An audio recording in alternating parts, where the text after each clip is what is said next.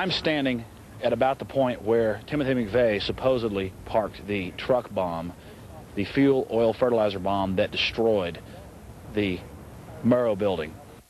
Since April 19th, 1995, masses of evidence have come out. People have seen the newscast from the first day where they reported multiple bombs. Experts like General Benton Parton, ex-head of Air Force Weapons Development, Ted Gunderson, FBI chief, have documented with the U.S. Geological Survey's own seismographs that there were multiple explosions, that the building was blown out, and that it was impossible for a Ryder truck filled with even premium-grade military explosives to cause that damage. Now, there was probably a Ryder truck used as a diversion, and again, that corresponds to the multiple seismograph explosions shown by the state and federal agencies. But the media has chosen not to report on this. Now, here's the key point.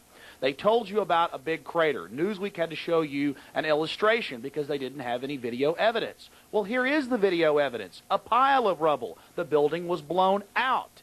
Now we're fixing to show you some newscasts with more conflicting evidence. There you had the pile of rubble, not a crater. We want to update our audience that the Justice Department is reporting that a second explosive device has been found in the AP Murrah building in downtown Oklahoma City. Mike, you're still with us, aren't you? Yes, I am, and I might tell you in addition to that, that in fact what we were told at the scene a few minutes ago was that in fact 2 different explosive devices were found in addition to the one that went off. So a total of 3. A total of 3, and of course I have is that one device was deactivated. Apparently there's another device, and obviously whatever did the damage to the Murrah building was a tremendous, very sophisticated explosive device. Unfortunately this time, because as we've told you, 2 other explosive devices were found and were not detonated, and they were larger. The first bomb that was in the federal building did go off. It did the damage that you see right there. The second explosive was found and diffused. The third explosive that was found, and they are working on right now as we speak, I understand, both the second and third explosives, if you can imagine this, were larger than the first. And what these later devices are doing to the rescue effort, time is so valuable right now as they try to get to these people who perhaps somehow are still hanging on. But there were more bombs set to go off, according to ATF officials. Only President Clinton and his associates stood to gain from the April 19th, 1995 bombing. It created a police state. Thank God people like Representative Charles Keyes have been standing up against butchers like Reno. President Clinton just called Governor Frank Keating, and he says that 3 FBI anti-terrorist teams are en route to Oklahoma City right now. I've been able to confirm that it was a car explosion. Now, that word coming to us from Mayor Ron Norick earlier, 1,200 pounds of explosives parked out in front of the federal building. And ATF has confirmed that as well. You just saw a 180-degree change in the newscast. The government line.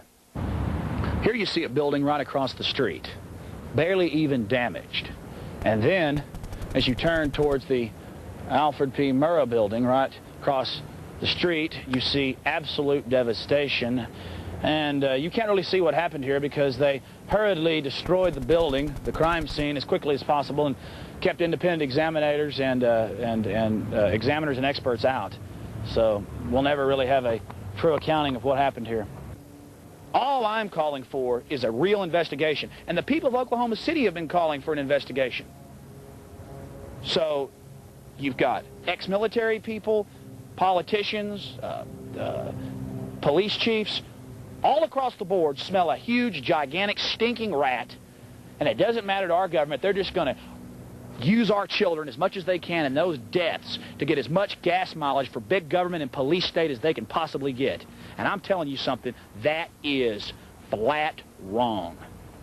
Frederick Whitehurst, who was one of the heads of the FBI crime lab, resigning and saying that they were manufacturing evidence in this case and others. Did you ever hear about that? Yeah, I heard about it. It just, I don't know if one man could have done this, but so far that's the only man we've convicted, so I have to go by the way the courts are. What do you think about the multiple seismograph evidence from the University of Oklahoma and the U.S. Geological Survey that picked up multiple explosions? I didn't hear much about that. And I feel sorry for these people. I got people that live here, and they're not too sure what's going on around here, so.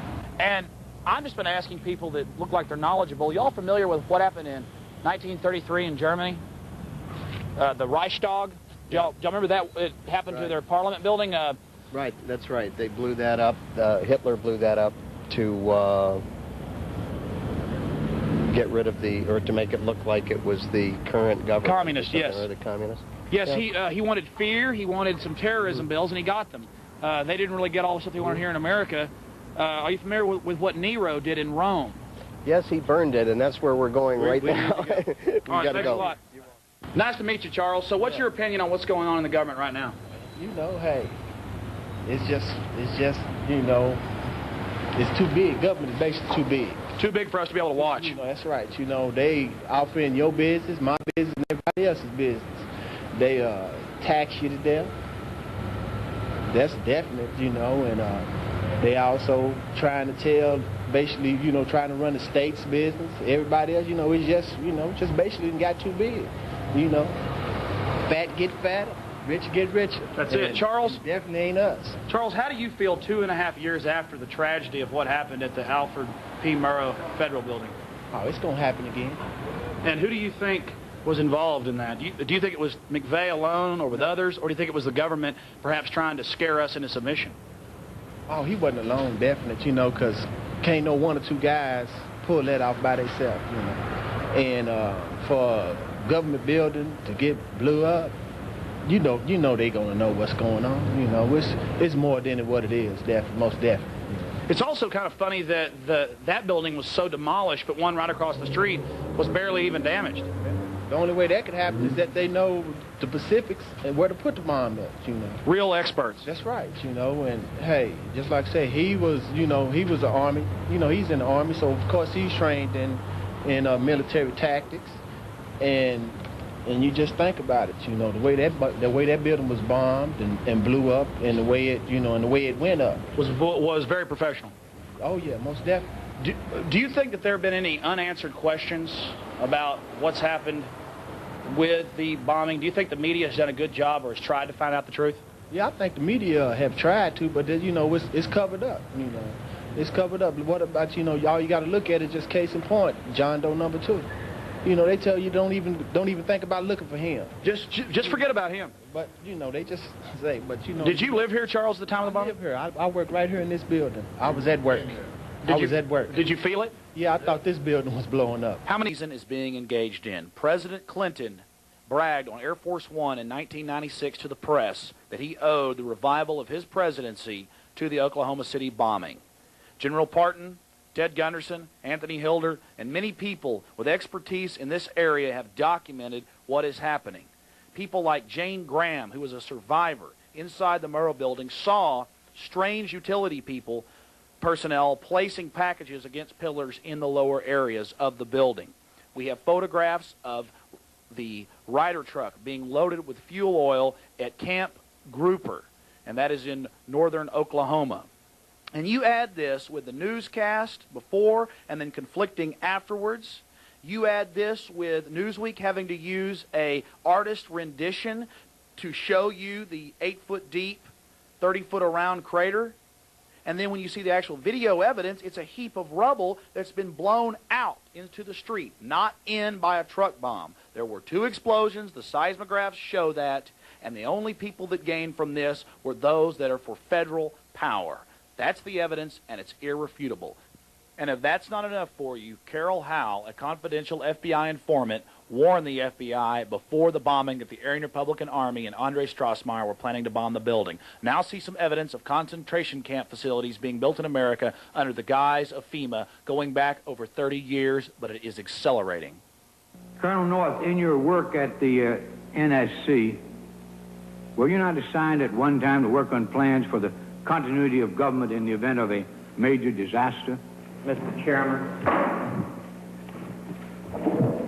I believe that question touches upon a highly sensitive and classified area, so may I request that you not touch upon that, sir? I was particularly concerned